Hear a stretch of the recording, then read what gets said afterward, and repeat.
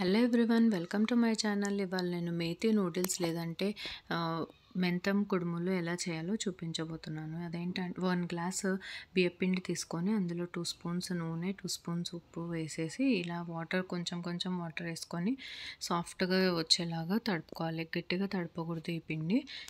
ఇట్లా ప్రెస్ చేస్తేనే సాఫ్ట్గా చూపించిన విధంగా చేయాలి. తర్వాత ఒక ప్యాన్ హీట్ చేసుకొని అందులో కడిగిన మెంతమాకు వేసుకొని ఫ్రై చేసి అందులో పచ్చిమిరపకాయల పేస్టు, ఉప్పు వేసేసి ఫ్రై చేసి పక్కన పెట్టుకోవాలి. తర్వాత మనం వాటర్ బాయిల్ చేసి పెట్టుకోవాలి.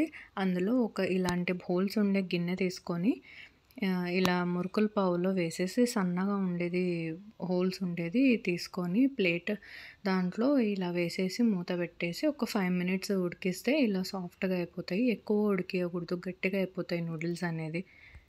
స్టీమ్ చేసినవన్నీ ప్లేట్లో ఆరబెట్టుకోవాలి. తర్వాత వేయించిన పల్లీలు పౌడర్ చేసుకోవాలి. దీంతో సర్వ్ చేసుకుంటే బాగుంటుంది. Thank you for watching.